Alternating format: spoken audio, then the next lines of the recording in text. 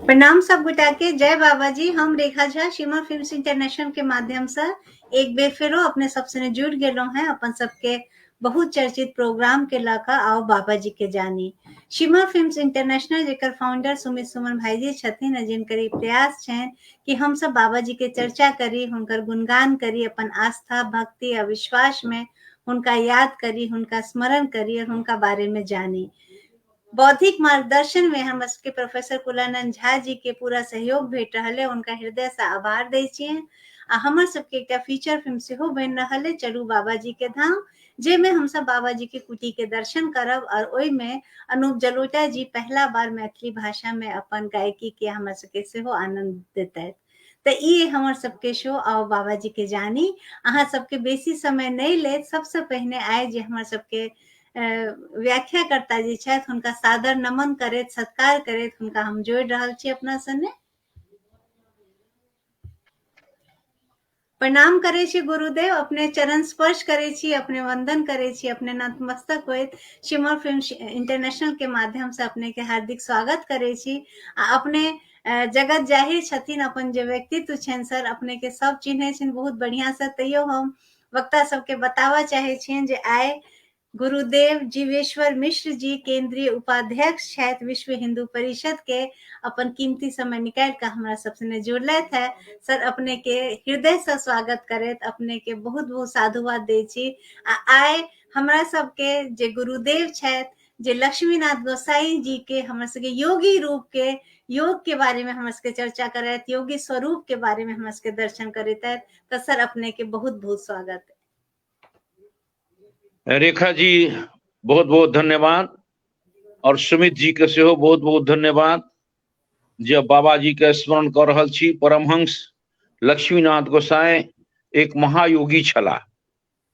वास्तव में ई योग दर्शन में गुरु गोरक्षनाथ के शिष्य योगी लंबानाथ छलखिन है जी। लंबानाथ से योग के शिक्षा दीक्षा ई अपन आत्म बल से नेने छला जी। और ओई गुफा में दर्शन केलखिन। ई लंबानाथ सेहो बैसल छलखिन है और गोरक्षनाथ सेहो बैसल छलखिन है, गोरखनाथ जी गुरुदेव। तो तकर बाद से जहन हिनकर जे जिद छलनि एकटा जो हम योग के शिक्षा दीक्षा लंबानाथ जी से ली हिमालय में, जी। अंत में ओ हिनका दलखिन शिक्षा दीक्षा।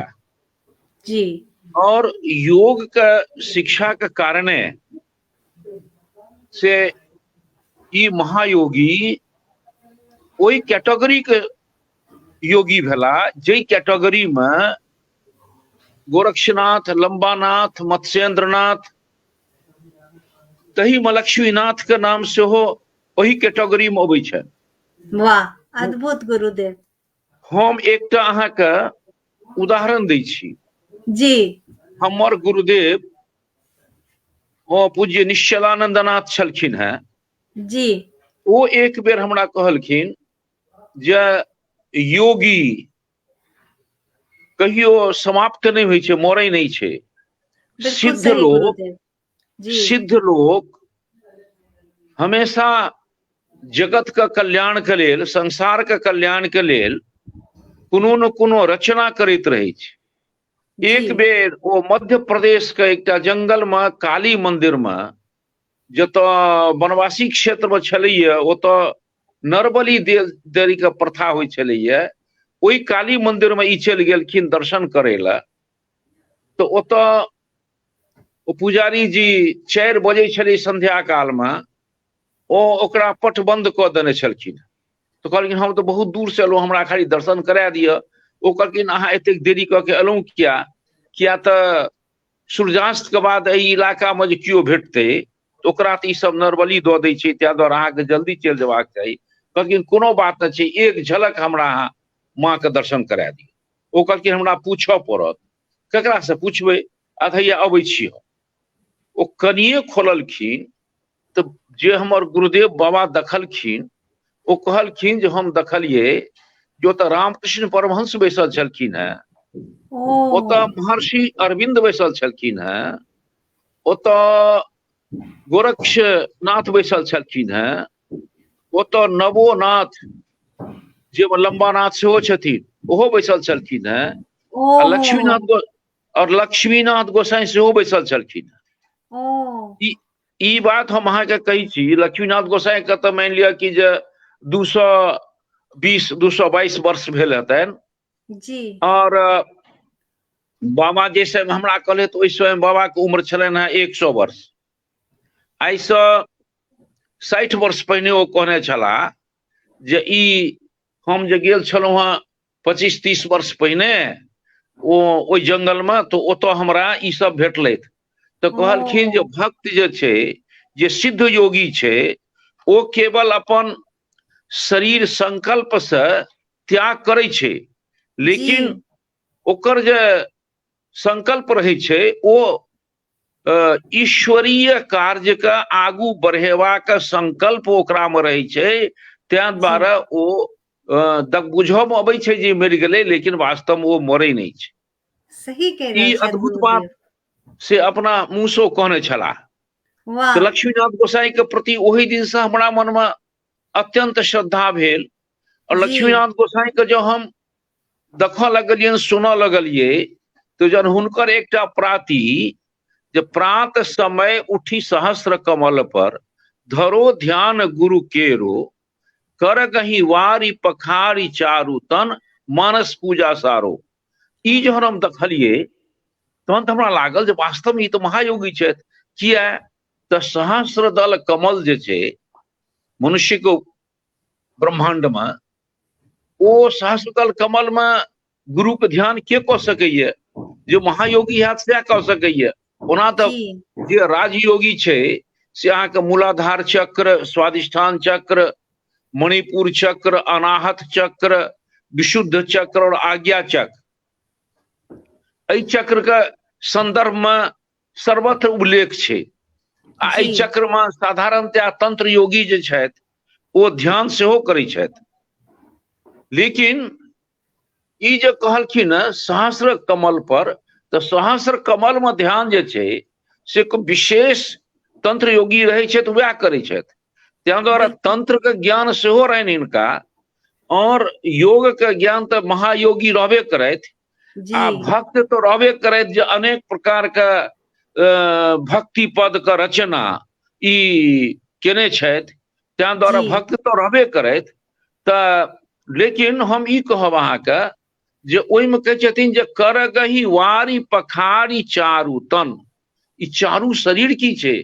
चारू तन, स्थूल शरीर, सूक्ष्म शरीर, कारण शरीर, महाकारण शरीर, यानी एहि प्रकार के ई चारू तन के से अपना हाथ से मानस पूजा सारो, और ओ मानस पूजा कऽ रहल छथि बैस के, और अपना सहस्र दल कमल में गुरु के ध्यान करैत।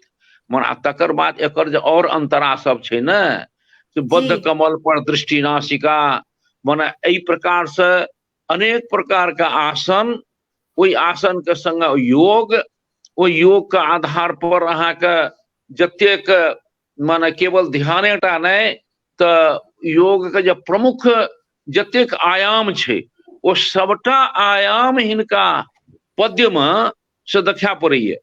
ओहिसँ हमरा वाह लगैया जे केवल ई से ई जे अभिव्यक्ति छै, ई अभिव्यक्ति केवल पुस्तक देख के केला से नहीं संभव छै।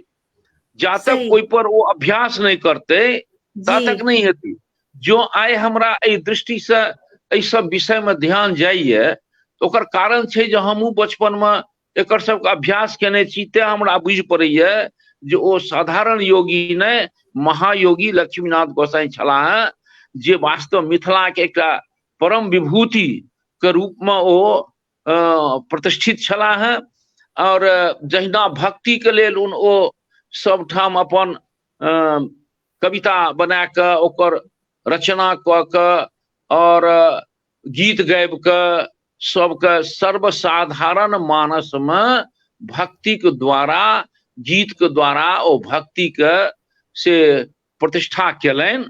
तहिना किछु अपन शिष्य छलनि हैं, जे शिष्य के ओ योग के द्वारा सेहो हुनका सिखेलखिन, जे 2-3टा विशेष जे हुनकर शिष्य छलनि, कृपा पात्र छलनि हैं, हुनको सिखेलखिन। और शरीर के ओ ओहिना छोड़लनि जेना पुरान वस्त्र के लोग छोड़ि दै छै, ओहिना ओ शरीर के छोड़लनि। और शरीर के छोड़ला के बाद जो गेला तो मानि लिअ हुनका सेवा में जे रहैत रहनि, जे बेचारा अनपढ़ रहे लेकिन सेवा करे, ओकरा ओ दलखिन दर्शन। आ दर्शन दलखिन तो कहलकै जे महाराज कतऽ जाइ छी? तो कहलखिन वाराणसी जाइ छी। हाँ, तो कहलखिन और क्यों नहीं अछि? आ तऽ किछु गोटे आगू गेलै, किछु गोटे पाछू एतै। ओ बेचारा एहि भाव के नहीं बुझि सकलै जे संसार अबै जाय वाला के स्थान छियै, जे संसार में अबै छै जे किछु गोटे पहिने जाइ छै, किछु गोटे बाद में जाइ छै। हाँ, तऽ ई ओ कहि देलखिन, लेकिन ओ तऽ बेचारा बुझलकै नहीं ई बात के। ओ जहन आयल जे हमहूँ जल्दी जल्दी तैयार भऽ जाइ छी आ हमहूँ पाछू पाछू दौड़ कऽ हिनका पकड़ब आ वाराणसी चलि जायब। लेकिन जहन गेला तऽ तहन बनगांव में देखलखिन जे ओ हुनकर शरीर शांत भऽ गेलनि हैं, आ शरीर में नहीं छनि किछो, आ ओ तऽ ओहिमे से निकलि कऽ चलि गेला। तऽ बात छै कि एहन योगी कहियो मरै नहीं छै। आ ई महायोगी के वास्तव में हमरा तऽ बड़ा प्रसन्नता भेल जे सुमित जी एहि विषय के अपने लथि आ एहि विषय के लऽ कऽ आगू चलि रहल छथि। कते गोटे के जीवन अनुप्राणित हेतै एहि बाबा के एहि जीवनी से। बाबा के जे संपूर्ण जीवन रहलनि, वास्तव में एहि दुनिया में की होइ छै, मनुष्य अबै छै और जहिना कृमि कीट रहै छै, पशु रहै छै, तेना मनुष्यो रहै छै। या तऽ आहार निद्रा भयम मैथुनन च, ई तऽ चारू में सब मनुष्य पशु में सब समाने छै। लेकिन आखिर मनुष्य मानवोचित कर्म कऽ के मनुष्यत्व निर्माण हुए, आ तकर बाद मनुष्यत्व निर्माण भेला के बाद देवत्व निर्माण होय, एहि के लेल तऽ जे विशेष विवेक छै, ओ विवेक जागृत हेतै मनुष्य में, तखने ओ नीर क्षीर के विवेचना कऽ सकैए। तऽ हमरा ई लगैए जे ककरो जीवन जँ महायोगी लक्ष्मीनाथ गोसाई के जीवन से जो अनुप्राणित हेतै, तो अनुप्राणित भेला के बाद ओकर जीवन के दशा और दिशा दुनू बदल सकै छै। तो सुमित जी जे कार्य शुरू केलथि हैं वो बहुत बहुत स्तुत्य अछि। और रेखा जी अहूँ एहि कार्य में लागल छी, बड़ा मन प्रसन्न भेल जे किछु गोटे एहि कार्य में लागि कऽ और एहि कार्य के आगू बढ़ायल जाय। कुलानंद जी सेहो एहि कार्य में लागल छथि, ताहि दुआरे हुनको बहुत बहुत धन्यवाद दै छियनि। अहाँ सब एहि कार्य के आगू बढ़ाबी, ई हमर शुभकामना। बहुत आभार गुरुजी, अपने के आय जे शब्द छे से हृदय में उतर गेला, और अपने जे आय अपन गुरुदेव के हमरा सबके एकटा ओ स्पष्ट दर्शन देलथि है, ओ हम इमेजिन कर रहल छी, ओ हम सोच रहल छी जे केहन अद्भुत दृश्य रहल हेतै जे अपने के गुरुदेव हुनकर सबके दर्शन केलथि, और उनके गुरुदेव के अपने सर अपनों में सबटा वह गुण छनि, अपनो ओही यात्रा पर चलि रहल छथि, और अपने के एक एकटा शब्द हमरा सब ले बहुत एकटा वरदान सनक है। अपने के नमन करे छी, अपने के सत्कार करे छी, और अपने के आज्ञा हो तो दर्शक सबके एक बार जरूर नाम लेवा चाहबे। सब अपने के जयकारा लगा रहल छे, जय बाबा जी के। देव झा जी और मनोहर झा जी, रेणु झा जी, आशुतोष जी, राजीव मिश्रा जी, मनु कुमार मिश्रा जी, दियो झा जी, सब अपने के स्वागत कर रहल छे। जय बाबा जी के नारा लाग रहल छे। आइ हम सब सत्संग कर रहल छी। गुरुदेव अपने के बहुत बहुत आभार, अपने इतने कीमती समय निकाल के हमरा सब संगे जुड़लो, हमरा सबके आइ बाबा के योगी रूप के दर्शन करेलो, ओइला सर अपने के बहुत बहुत आभार दै छी। एकटा संदेश सर अपने के मुंह से जरूर सुनना चाहब आशीर्वाद रूप में। जहन लिंक नहीं लगे छले तो हम कहलिए जे बाबा के कृपा नहीं भ रहल छै कि बाबा जो अहाँ के कृपा हुए तो एक बेर गप भ जाए त नीक रहत। आ लिंक लग गेल है ना, ई बाबे के कृपा से लागल। आशीर्वाद और की भ सके छै गुरुजी। बाबे के कृपा। ठीक छै, बहुत बढ़िया। हम यह कहब जे सब कियो जे सब कियो जुड़ल छी, सब कियो बाबा के विशेष रूप से अध्ययन करू आ अपना में उतारे के प्रयास करू, जैसे ई मनुष्य जीवन सार्थक हो। यही शुभकामना के संग हम वाणी के विराम दै छी। बहुत आभार गुरुजी। और नया साल के शुरुआत ऐसे बढ़िया और की हेते कि हम सब बहुत बाबा जी के चर्चा कर रहल छी और गुरुदेव हमरा सब सने छथि, गुरुजी के आशीर्वाद हमरा सब सने है और यह आशीर्वाद सपोर्ट गुरुदेव अहाँ के बनल रहे। ए कृपा के साथ, ए चरण वंदन के साथ आय के सेशन इम्हरे समाप्त करे छी। प्रणाम गुरुजी। खूब आनंद रो, देखिए रो। जय बाबा जी। जय बाबा जी। लाला ये हमर सबके प्रोग्राम आओ बाबा जी के जानी और हमर सबके फीचर फिल्म से हो बन रहा है चलू बाबा जी के धाम। गुरुदेव आए हमरा सबसे ने जुड़लत है। नया साल के अहाँ सबके बहुत बहुत शुभकामना, मंगल कामना। ईश्वर और बाबा जी हमारा सब पर कृपा करता है और हमर सबके ई साल बहुत शुभ, बहुत मंगलमय बीते। यही कामना के साथ अहाँ सब दर्शक सबके हृदय से आभार दै छी। प्रोफेसर कुलानंद झा जी के बहुत बहुत हृदय से आभार दै छियनि, हुनकर चरण वंदन करै छियनि जे हुनकर हमरा सबके बौद्धिक मार्गदर्शन भेट रहल है, अहाँ सबके सपोर्ट भेट रहल है। अहाँ सब अपन कीमती समय द के हमरा सबसे ने जुड़े छी, हमरा सबके पसंद कर रहल छी और अहाँ सबके ए जुड़ाव के वजह से, अहाँ सबके पसंद के वजह से आय हम सब घर घर में देखल जा रहल छी। अगर हम अपन व्यक्तिगत बात करी तो जहिया से हम बाबा जी के ए परिचर्चा से जुड़लो हैं, जहिया से हम बाबा जी के और जानने लगलो हैं, तहिया से हम अपना में बहुत एकटा पैघ परिवर्तन महसूस कर रहल छी। कियाकि बाबा जी हमरा सबके हृदय में निवास करे छथि, वास करे छथि। आइयो बाबा जी हमरा सब सने रहे छथि और इस साल हम सब पिछला पाछू के साल में जते मुश्किल से निकललो हैं, जते मुश्किल के सामना केलो हैं, बाबा जी से प्रार्थना करे छी जे एहि साल ओ हमरा सबके मुश्किल सबटा दूर भ जाए, परेशानी दूर हुए। अहाँ सबके जे हमरा सब सने जुड़लो हैं, जे हमरा सबके देख रहल छी, हमरा सबके पसंद कर रहल छी, हमरा सबके सपोर्ट द रहल छी, हुनका सब पर बाबा जी के कृपा हुए। और बहुत जल्द हम सब फीचर फिल्म लकर से हो अहाँ सब सने आबि रहल छी। चलू बाबा जी के धाम, चलब बाबा जी के धाम, दर्शन करब हुनकर कुटी के। और कनी हम सब आगू बढ़ रहल छी, कनी अहाँ सब आगू बढ़ू, हमरा सबके सपोर्ट करू, हमरा सबके अपन बौद्धिक मार्गदर्शन दिया। हम सब अगर कोनो त्रुटि करे छी, कोनो गलती करे छी तो हमरा सबके अहाँ सब बताओ कि हम सब कतऽ गलत छी, हम सब केना अपना आप के और सुधार कर सके छी और एक दूसरा के हाथ पकड़ कर हम सब आगू बढ़ी और नव वर्ष में एक दूसरा के सपोर्ट करी, एक दूसरा के आदर सत्कार सम्मान करे, अपन सभ्यता संस्कृति के साथ मिला कर चलू एकटा बेहतर आसमान की तरफ, एकटा बेहतर यात्रा के तरफ। यही संदेश के साथ आय के प्रोग्राम इम्हरे समाप्त करे छी। जय बाबा जी की।